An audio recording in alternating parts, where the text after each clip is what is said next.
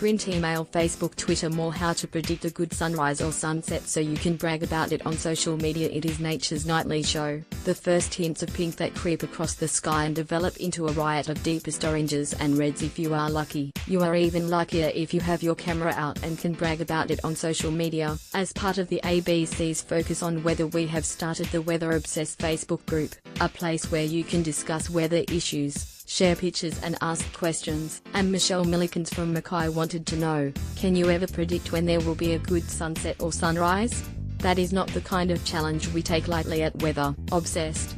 But first, why are sunsets colored in the first place?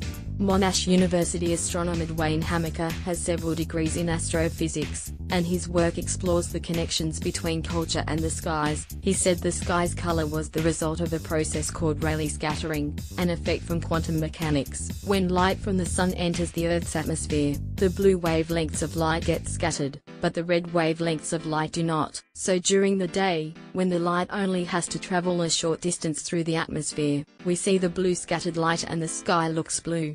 But, when the sun is low on the horizon, like at sunrise or sunset, the light coming through is reddened, Dr. Hamaker said. So all the blue light gets scattered but the red light comes through, and we get to see all the longer wavelength reds and oranges painted across the sky. It makes one sunrise better than another.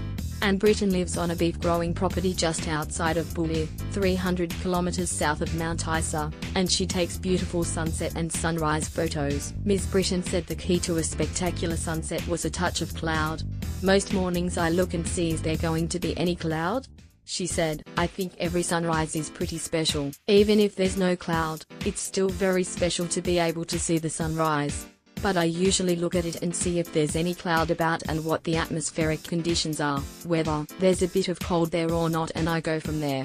So having clouds and color are important when trying to predict a good sunset. But what else do we need to know? Can sunsets be used to predict the weather? You may have heard of the saying, red sky at night, sailor's delight. Red in the morning, sailor's warning.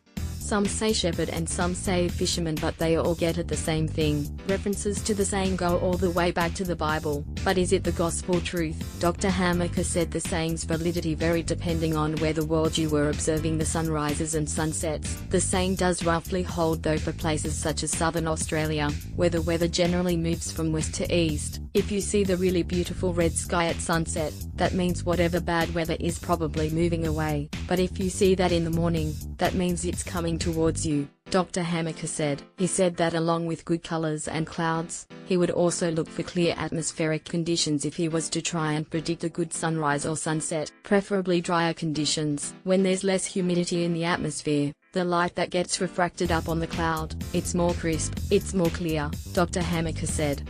You also get really beautiful sunsets after a rainfall. It sort of cleans the air. How then to predict a specky sunset? It should be possible. Clouds, weather patterns, rainfall and humidity can all be forecast, but it turns out working out exactly which combination creates the ultimate formula for a perfect sunset is a bit tricky. There are a few sunset prediction websites and apps on the market. Gregory Dunbar, founder of the sunrise and sunset predictor app Sky Candy, said he took into account humidity, best when humidity is low but not too low. Cloud coverage, best when between 30% and 70%. Not good if below 30%, and terrible if above 90%. Prior rainfall, 2 to 6 hours before sunrise or sunset is okay, but not during sunrise or sunset. Visibility, the higher the better. Wind speed, best if the wind speed is low or non-existent.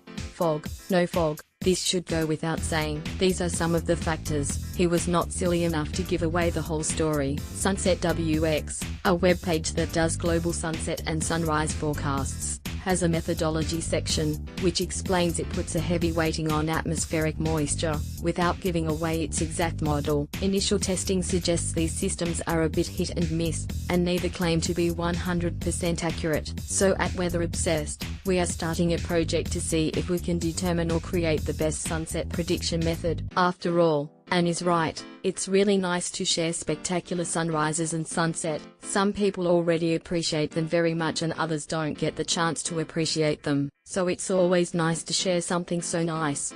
It also would be great to know when it is going to be worth getting up early to catch a perfect sunrise.